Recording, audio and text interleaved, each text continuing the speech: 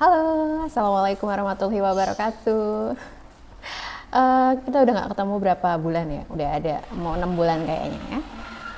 Oke, kali ini Mbak Bidan mau bahas apa? Sesuai dengan judul yang ada di bawah. Kita mau bahas itu.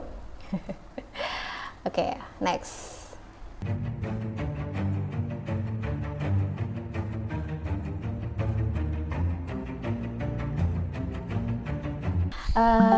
Suka dengar ada yang ngomong kayak gini nggak? Ayo, nah minum yang banyak biar cepet turun demamnya. Gitu. Terus aku adalah salah satu anak yang pada saat demam, ayah atau ibu aku tuh selalu nyodorin air minum, biar minumnya tuh banyak gitu ya. Nah, mungkin kita sebagai ibu juga sama melakukan hal yang sama, minta anak kita itu banyak minum saat demam. Di dalam tubuh kita itu adalah sebagian tuh air ya, sebagian besar malah, bukan sebagian lagi tapi sebagian besar air. Jadi air itu merupakan zat kimia utama yang menyusun tubuh manusia dengan sekitar 60-70% lah ya. Ada yang bilang di teori itu 50%, tapi versi aku 60-70%, bahkan ada yang bilang juga 80% dari berat tubuh manusia itu disusun oleh air gitu. Nah, jadi apakah benar saat demam itu dengan banyak minum air mineral atau air putih gitu ya, lebih banyak itu bisa menurunkan atau meredakan demam? Nah, kita mau jawab. Jawabannya adalah apakah benar? Benar. Tapi tidak semua demam itu bisa turun hanya dengan minum air mineral atau minum air putih ya. Atau kebutuhan cairannya terpenuhi lah, intinya gitu. Karena apa? Karena minum sendiri itu kan bisa dibilang hanya faktor pendukung, bukan faktor utama, tapi faktor pendukung gitu ya, untuk meredakan demam. Jadi kalau misalnya kita nggak minum air putih juga nggak apa-apa ya, nggak gitu. Hanya faktor pendukung, tapi faktor pendukung penting gitu ya. Jadi seperti ini penjelasannya. Demam sendiri itu bisa bisa dijelaskan itu merupakan salah satu kerja imun gitu. Jadi salah satu kerja imun kayak kita sedang mengalami flu, bersin, batuk, itu juga kan salah satu kerja imun untuk mengeluarkan benda asing. Sama demam juga seperti itu, kerja imun yang sedang berperang, sebuah mekanisme pertahanan tubuh.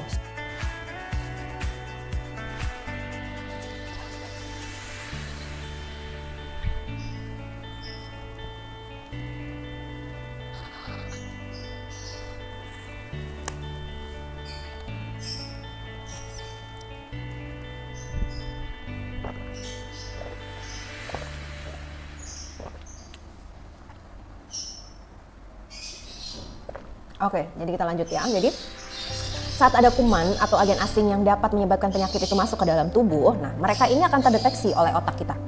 Tepatnya di mana? Di hipotalamus. Aku udah pernah jelasin ya hipotalamus itu di mana ya. Aku udah pernah bahas sebagian besar mengenai otak ya. Kayaknya pembahasan aku tentang pikiran tentang otak ya. Nah, tepatnya di mana? Di hipotalamus yang terkenal sebagai pusat pengaturan suhu. Nah, hipotalamus yang tahu kehadiran agen tidak diundang ini atau kuman lah ya, yang masuk, yang tidak diundang, nah ini set pointnya akan berubah menjadi lebih tinggi atau naik dari suhu normal. Nah, sehingga menyebabkan beberapa mekanisme perlindungan tubuh. Nah, untuk menyesuaikan suhu tubuh dengan suhu set point dari hipotalamus kita yang sudah berubah tadi. Nah, bagaimana mekanismenya? Nah, yaitu dengan menahan pelepasan panas dari kulit dan meningkatkan penghasilan panas tubuh. Adapun cara menahan panas di kulit ini adalah dengan mengecilkan ukuran pembuluh darah pada kulit. Nah, hal ini berguna untuk menciptakan lingkungan yang tidak ramah bagi kuman atau agen yang tidak diundang itu. Nah, yaitu dengan naiknya suhu tubuh. Jadi suhu tubuh naik itu bentuk penolakan, bentuk ketidakramahan dari tubuh kita terhadap agen asing itu. Nah, pada saat itu ya, saat kita mengalami naik suhunya, suhu tubuh kita itu biasanya sedikit sulit untuk berkeringat gitu ya. Nah, ditambah lagi kalau sistem imun ini bekerja keras lah ya bahasanya. Nah, saat sistem imun ini bekerja keras akan cukup banyak memakan atau menguras energi. Hal ini karena peningkatan metabolisme. Aku kayaknya udah pernah jelasin ini ya sebelumnya ya. Nah, di sini kalau misalnya imun itu bekerja keras, itu pasti membutuhkan banyak pasokan energi karena peningkatan metabolisme tubuh. Nah, metabolisme tubuh ini meningkat akibat yaitu tadi melawan zat toksik atau virus atau bakteri atau yang disebut dengan kuman ya. Agen-agen yang tidak bersahabat dengan tubuh kita yang menyelinap masuk gitu ya. Setelah panas tubuh tertahan di kulit, terus ada produksi panas yang juga ikutan meningkat gitu ya, produksi panas dalam tubuh ini ikutan meningkat. Nah, ini yang disebut dengan demam gitu ya. Jadi mekanisme penjelasannya seperti ini gitu.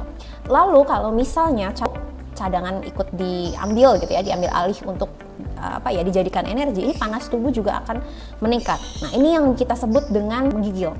Jadi kalau kita menggigil itu cadangan makanan kita sebenarnya sedang dipakai karena tubuh mengalami kekurangan gitu ya. Jadi menggigil sendiri itu terjadi biasanya karena tubuh itu kekurangan nutrisi. Jadi nutrisinya tidak mencukupi gitu. Jadi kalau misalnya ada demam terus tiba-tiba kita ikutan menggigil, berarti asupan atau asupan nutrisi ya itu kurang. Makanya cadangan tubuh yang ada di tubuh, yang ada di otot gitu ya, itu dipakai untuk menstabilkan suhu tubuh kita. Bukan berarti menurunkan ya, tapi menstabilkan, menyesuaikan dengan set point dari hipotalamus gitu ya. Jadi kalau misalnya set point hipotalamus itu terlalu tinggi, berarti tubuh kita bekerja keras, membutuhkan banyak nutrisi, dan kalau tidak terpenuhi akan ngambil cadangan dari otot-otot tubuh gitu ya. Makanya itu kalau sebelum demam tinggi biasanya menggigil itu akan muncul gitu ya. Demam yang tinggi saat kondisi sakit seperti ini, tubuh akan mengalami kekurangan pasokan cairan cukup banyak. Karena apa ya? Udah tahu kelihatan penjelasannya ya. Sinyal ini akan dikirim ke pusat hipotalamus sehingga rasa haus itu muncul gitu ya.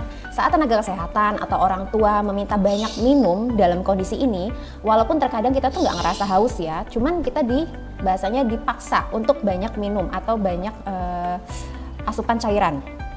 Nah, terkadang cairan yang berlebihan ini itu masuk ke dalam tubuh ya, masuk ke dalam tubuh pasti juga ikut berlebihan kan. Nah, dalam kondisi yang berlebihan seperti ini, sinyal dikirim lagi nih ke hipotalamus. Nah, berarti nanti hipotalamus juga akan kirim sinyal ke seluruh tubuh untuk membuang masukan cairan yang berlebih dengan cara berkemih atau BAK, buang air kecil atau pipis ya. Saat ini terjadi perpindahan panas yang kita sebut dengan konveksi nih dalam IPA tuh ya. Dalam IPA kita pernah bahas ini ya. Di biologi, IPA, SMP, SMA ya, pokoknya itulah ya. Nah, itu perpindahan panas secara konveksi melalui aliran. Kalau kita di dalam tubuh berarti air ya, bentuk cairan gitu. Nah, sehingga saat berkemih kita tuh bisa merasakan air seni kita tuh, air pipis kita atau BAK itu lebih panas dari keadaan normal gitu ya, lebih dari keadaan normal. Nah, dengan cara seperti ini kemungkinan akan meredakan demam walaupun beberapa kasus tidak terjadi secara signifikan gitu kan, tapi cukup membantu. Ditambah cairan itu kan sangat dibutuhkan di berbagai sektor gitu ya. Lalu saat sedang demam kita disarankan untuk minum atau makan makanan yang hangat gitu ya, yang berkuah yang hangat, minuman yang hangat gitu ya. Atau kompresnya juga kompres hangat, atau kalau untuk bayi skin to skin. Nah, ini sangat disarankan. Hal ini karena kita ingin membuat suhu tubuh kita ini jauh lebih tinggi dibanding set point. Kenapa harus dibuat lebih tinggi dari set point di hipotalamus? Karena dengan keadaan yang tidak seimbang dalam artian tubuh lebih tinggi dibanding set point. Di sini set point kita di hipotalamus itu juga akan menerima sinyal, wah ini badan lebih panas nih, tubuh lebih panas nih, ayo kirim sinyal untuk menurunkan, untuk meredakan suhu panas dalam tubuh kita gitu, untuk menyamakan dengan set point di hipotalamus gitu ya. Lalu hipotalamus akan memberikan perintah untuk berkeringat. Nah, saat berkeringat terjadi juga nih perpindahan panas gitu ya. Lalu bukannya, kalau misalnya ada pertanyaan seperti ini ya, lalu bukannya tubuh kita ini sedang berperang ya dengan agen asing, makanya dibuat lingkungannya tidak ramah, tadi sesuai penjelasan gitu kan, untuk agen asing. Nah, berarti saat demam mereda lingkungan jadi lebih ramah dong sama agen asing. Nah, jika ada yang bertanya seperti ini, jadi begini penjelasannya. Jadi demam sendiri itu ada yang merugikan hanya untuk agen asing, ada juga demam yang merugikan kedua belah pihak. Pihak yang baik dengan pihak yang jahat. Pihak yang jahat agen asing, pihak yang baik adalah sistem pertahanan tubuh kita sendiri. Gitu. Jadi tubuh kita itu mempelajari situasi dan bertindak sesuai dengan situasi juga gitu. Saat tubuh ini mengalami demam saja atau kita bisa bilang sumeng lah ya, dengan tanpa gejala yang lain, bisa jadi hipotalamus ini sedang membuat lingkungan tidak ramah untuk agen asing gitu ya, untuk mengusir. Walaupun kadang berhasil, kadang enggak gitu ya. Pada saat ini kebutuhan nutrisi memang hal utama untuk pasokan ke dalam pasukan ya, pasukan pertahanan kita. Nah, saat pasukan pertahanan tubuh mendekati kemenangan, nah di sini terdeteksi oleh hipotalamus. Nah, set point pun akan berubah. Karena kan kalau misalnya agen asing masuk ke dalam tubuh itu ada zat kimiawi atau sinyal secara kimiawi yang membuat set point hipotalamus itu naik. Setelah kalau agen asing itu kalah, otomatis kan sinyal kimiawinya berkurang. Nah, set point dari hipotalamus juga kan otomatis turun gitu karena terdeteksinya sudah berkurang gitu ya agen asing itu, atau sudah kalah lah agen asingnya. Nah, set point itu akan berubah, akan turun atau bahkan kembali ke keadaan normal. Nah, pada saat ini tubuh itu akan menyesuaikan kembali dengan berkeringat dan atau berkemih gitu ya. Nah, hidrasi yang cukup mendukung mekanisme ini sehingga bisa mencapai kestabilan antara set point dengan suhu tubuh gitu ya. Jadi saat set pointnya udah normal, tubuh harus bekerja sama untuk kembali normal suhu tubuhnya gitu. Makanya kadang ada kayak asumsi atau rumor rumor yang bisa jadi benar, bisa jadi kurang tepat gitu ya. Saat sudah berkeringat itu tanda pertahanan tubuh dianggap menang melawan agen asing. Nah, asumsi ini bisa jadi benar, bisa jadi salah, tergantung kondisi situasi tubuh saat itu gitu. Lalu ya, jika demam sudah mencapai pada tahap merugikan, tadi kan masih tahap sumeng ya bahasanya. Kalau sudah mencapai tahap yang merugikan atau berbahaya untuk pasukan pertahanan tubuh kita, yaitu demam tinggi dengan gejala seperti menggigil, sakit kepala, dehidrasi, lemas, tidak nafsu makan dan lain sebagainya lah ya. Pokoknya yang diikuti gejala yang lain lah ya. Pada tahap ini sebenarnya akan sangat-sangat mengganggu kerja dari sistem imun dan atau kemungkinan juga tubuh kita mengalami krisis. Bisa jadi pasukan pertahanan tubuh kita itu banyak yang kalah di medan perang ya. Jadi jika kita masih bisa makan, masih bisa minum, ini cukup membantu meredakan demam dan membangun kembali pertahanan tubuh. Tapi biasanya momen seperti ini tuh agak susah ya, agak perlu perjuangan lah pokoknya untuk memasuk asupan nutrisi dan hidrasi. Tapi bisa dengan bantuan lain gitu. Apa bantuan lainnya? Yaitu bantuan eksternal, biasanya obat-obatan atau bisa dari cairan infus gitu ya. Nah, ini untuk meredakan demam dan gejala yang lainnya gitu ya. Setelah bantuan eksternal ini menunjukkan adanya perubahan gitu ya, setelah diberikan bantuan eksternal, tubuh kita menunjukkan adanya perubahan ke arah yang lebih baik. Nah, ini tinggal membangun kembali pasukan dengan asupan nutrisi dan hidrasi. Jadi kita bisa support lagi pasukan imun tubuh kita ini dengan asupan nutrisi dan hidrasi. Tapi jika ternyata agen asing yang masuk atau kuman yang masuk ke dalam tubuh kita itu jauh lebih kuat, terkadang kita membutuhkan obat-obatan yang bekerja langsung menyerang agen asing di dalam tubuh gitu. Lalu apakah kalau misalnya udah berkeringat itu tanda sembuh? Nah, ya tadi penjelasannya ya. Belum tentu, karena keringat itu hanya bentuk menstabilkan tubuh yang suhu tubuh yang tinggi gitu ya, menstabilkan. Tapi nutrisi yang baik dan hidrasi yang baik itu bisa berkolaborasi untuk membentuk sistem imun bekerja dengan baik. Namun ada kalanya tubuh kita itu membutuhkan bantuan eksternal yang tadi aku jelasin ya, seperti obat-obatan oral maupun lewat infus ya, cairan intravena gitu. Oke, lanjut. Nah, ini kalau misalnya yang udah pernah ketemu sama aku terus massage terapi mungkin ya, atau ya massage biasa lah ya, massage biasa, terapi massage biasa gitu ya. Kadang kayak Mbak Bidan tuh kayak dukun gitu ya, tahu aja gitu. Kebetulan.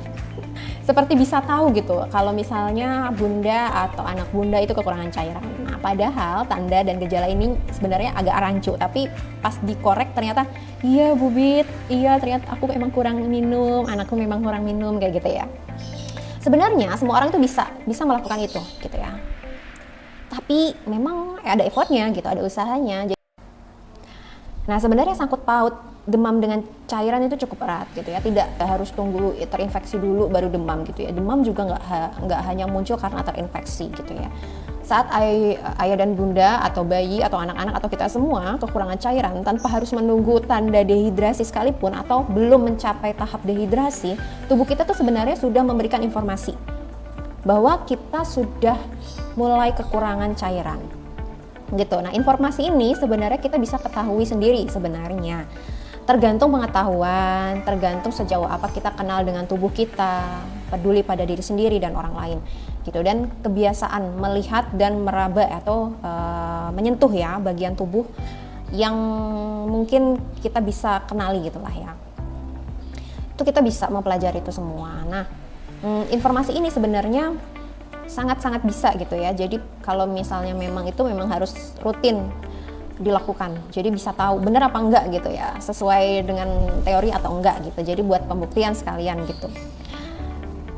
Aku sebenarnya mengalami sendiri sih, ayah dan ibuku itu, terutama ibu ya, beliau tidak belajar mengenai fisiologi, patologi, itu nggak belajar sama sekali karena emang basicnya bukan di tenaga kesehatan. Tapi saat aku kurang cairan, beliau bisa tahu, kurang minum nih kamu nih gitu. Ada yang gitu gak?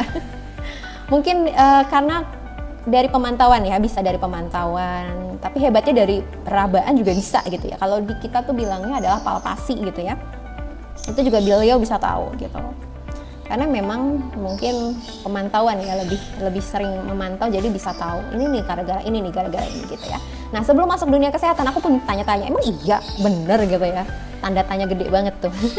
Dan sekarang bisa terjawab pasti kebenarannya. Saat kekurangan cairan, tubuh kita tuh suhunya akan naik. Naik ya, begini penjelasannya ya, jangan ditanya dulu, nanti mungkin akan terjawab sebelum ada pertanyaan gitu ya. Jadi saat kekurangan cairan, tubuh akan kesulitan untuk mengatur metabolisme dalam hal pembakaran kalori dari hasil pencernaan yang akan selalu menghasilkan kalori. Kita sama-sama tahu ya, kalori adalah panas dari setiap prosesnya, dan air sendiri itu berfungsi untuk menjaga suhu tubuh tetap berada dalam tahap normal gitu ya, yaitu dengan berkeringat. Kita bisa bilang regulasi suhu lah gitu ya.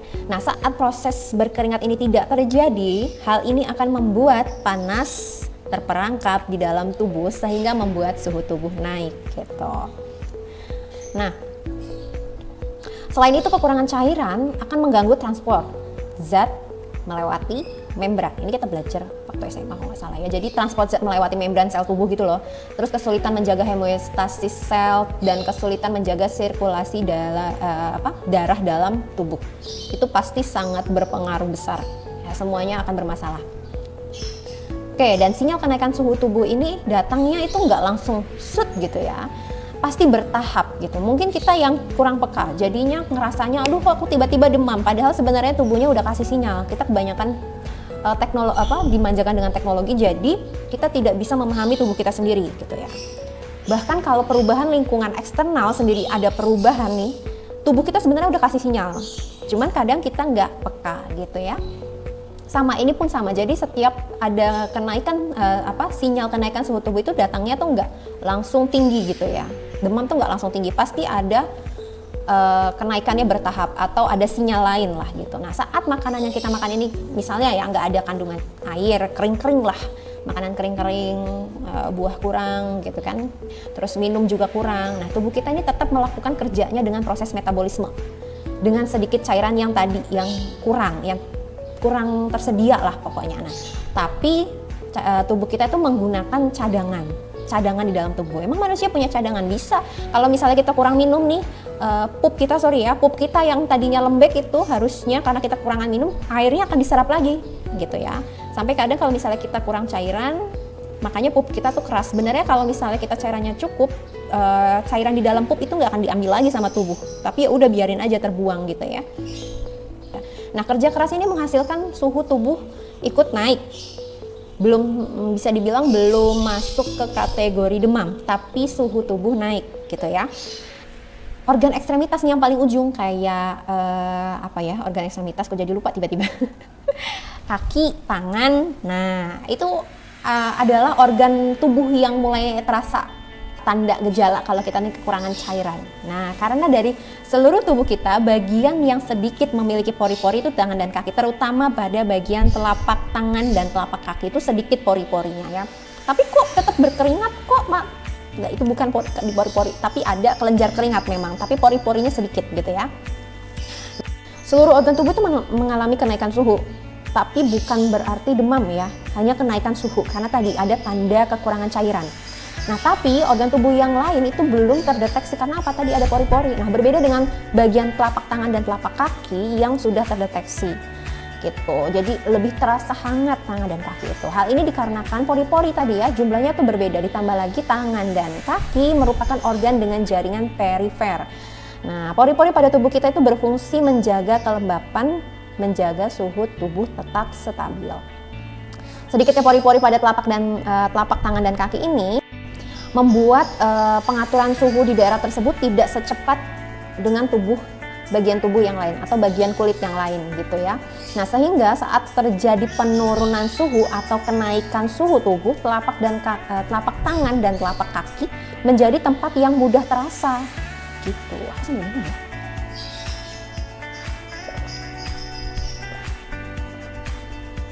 Mbak Bidan, tapi aku baca di sumber lain itu katanya kalau kita dehidrasi itu telapak tangan dan kaki itu malah dingin, bukan panas. Apa beda teori ya, Mbak Bit? Oke, jadi gini penjelasannya, bukan berarti teorinya yang berbeda, mungkin hanya pemahamannya ya, atau susunan teorinya perlu diperinci gitu ya. Nah, dehidrasi itu kan ada tingkatannya. Nah, ya, mungkin yang belum tahu, kita belajar bareng-bareng ya. Jadi dehidrasi itu ada tingkatannya gitu. Jadi penjelasan yang aku berikan sebelumnya adalah tahap awal kekurangan cairan. Jadi belum masuk dehidrasi, bisa dibilang sama lah ya, hampir mirip lah ya dehidrasi ringan. Tapi kalau aku personal, sebelum masuk dehidrasi ringan itu ada yang namanya tanda gejala kekurangan cairan gitu ya. Nah, pada tahap ini tubuh itu belum masuk keadaan krisis cairan gitu. Tapi saat tubuh sudah masuk tingkat lanjut atau kita sebut krisis cairan, seperti yang pernah aku bahas sebelumnya, jadi tuh otak kita adalah organ VIP, prioritas. VIP tingkat pertama atau organ vital yang urutannya itu ada di nomor 1 gitu ya. Dan ada beberapa organ vital lain di bawahnya gitu ya. Nah, cairan yang kurang dalam tubuh kita ini membuat seluruh organ tubuh itu bekerja lebih keras untuk mentransfer semua cadangan cairan terutama ke otak. Setelah ke urutan pertama baru sisanya ke organ vital yang lainnya. Nah, aliran darah itu dialihkan dari jaringan perifer ke organ vital. Jadi saat keadaan darurat itu, semua cairan yang ada di organ perifer itu lari semua ke organ vital. Karena organ vital harus dapat dulu nih gitu ya. Oke, nah selama kondisi tubuh dalam keadaan gawat darurat itu ya, itu akan terjadi. Nah, diasumsikan bahwa jaringan perifer nih adalah jaringan pertama yang harus dikorbankan. Ini harus dikorbankan, jaringan perifer. Untuk organ-organ vital, otak, jantung, paru-paru, ini bisa dapat gitu ya. Nah, tubuh akan mengorbankan telapak tangan dan kaki mentransfer darah. Darah ini kan bentuknya cairan ya, ke organ vital. Hal ini membuat kaki dan tangan terpapar suhu lingkungan eksternal dengan kurangnya pertahanan. Warna tangan akan jauh lebih pucat, kebiruan kalau misalnya udah kekurangan cairan ya, kekurangan energi apalagi. Nah, suhunya juga akan turun, warnanya juga akan berubah, jadi lebih dingin lah ya tangan kita ini. Nah, tahap terparah dari dehidrasi itu bukan dingin lagi malah, gitu ya. Kita akan mengalami tahap terparah ya dari dehidrasi itu akan mengalami heat stroke. Di sini tubuh itu tidak bisa berkeringat dan panas terjebak cukup lama di dalam tubuh. Sebenarnya heat stroke ini tuh merupakan bagian dari hipertermia yang lebih parah dengan suhu inti yang sangat tinggi gitu ya. Nah, hipertermia bila suhu tubuh itu kalau suhu lingkungan eksternal tinggi, terus suhu tubuh juga tinggi dan tubuh itu tidak bisa beradaptasi gitu dengan perubahan yang ekstrim. Ini kan termasuk perubahan ekstrim. Nah, suhunya itu bisa di atas 38,50, antara 38,50 sampai ke atas gitu. Dan keduanya ini bisa menyebabkan kematian gitu. Oke, sekian dari penjelasan aku hari ini. Ini sponsor ya. Terima kasih, kurangnya cuma punya aku, lebihnya punya Allah Subhanahu wa taala. Semoga aja bermanfaat. Semoga aja bisa ketemu di video selanjutnya, mungkin nggak jauh-jauh ya, ini jauh banget ya, berapa bulan. Terima kasih, wassalamualaikum warahmatullahi wabarakatuh.